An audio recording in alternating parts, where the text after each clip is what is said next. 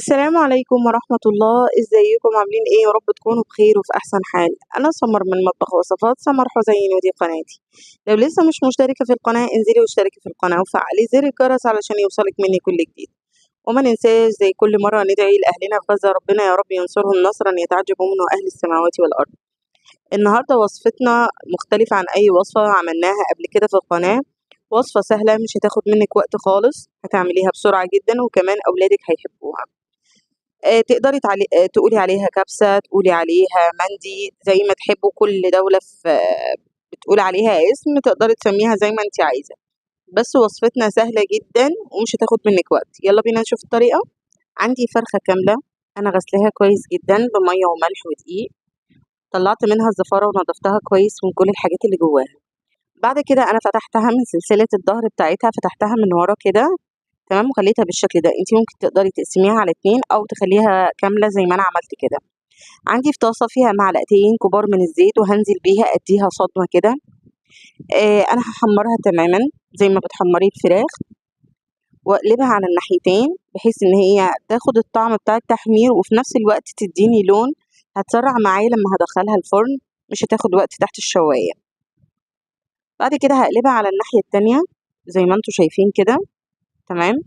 الحاجات اللي بتنزل من الفرخة أثناء ما أنا بحمرها، الصوص ده أنا بقلب فيه البصلة، بتديني طعم حلو جدا.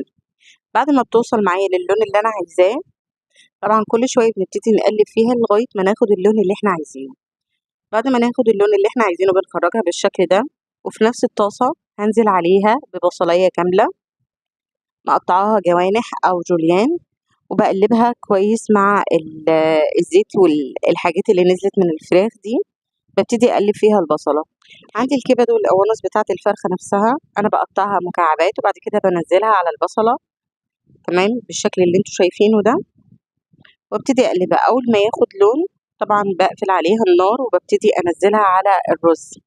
تعالوا كده نحضر خلطة الرز مع بعض.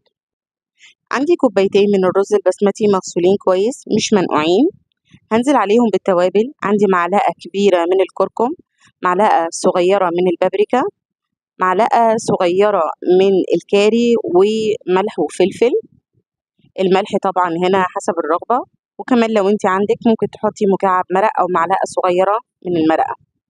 هبتدي أقلب كل المكونات دي وهنزل عليهم بالمية تكون بتغلي. الأول هنحضر الخلطة بتاعتي اللي أنا هدهن بيها الفراخ قبل ما أدخلها الفرن. عندي نقطتين من اللون الأحمر، عليهم معلقة كبيرة من الزيت، عليهم ربع معلقة صغيرة من الملح، ربع معلقة صغيرة من الفلفل، معلقتين صغيرين من اللبن الرايب أو الزبادي، وأقلبهم كويس جدا وهدهن بيهم الفراخ. ده بتدي لون حلو جدا للفراخ. ممكن بدل لون الطعام ده تستخدمي البابريكا، بس مش هتديكي نفس اللون ده. ممكن تستخدمي لون الطعام اللي هو البودر. هبتدي أدهن الفرخة كلها من كل النواحي. الزبادي هنا فايدته بيخلي طعم الفراخ طعمه حلو جدا، ده غير ان هي بتحافظ على طراوة الفراخ، مش بتبقى ناشفة ولا بتبقى يعني بتشد معاكي، بالعكس هي بتخلي الفراخ طرية جدا. هخلص كل الدهان ده وابتدي أسقي الرز.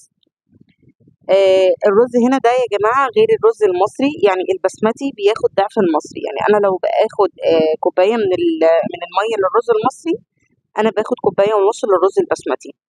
عندي هنا نزلت بالبصلة والكبد والقوانص اللي أنا حمرتهم مع بعض، وابتدي أقلبهم في الرز وانزل عليهم بالمية.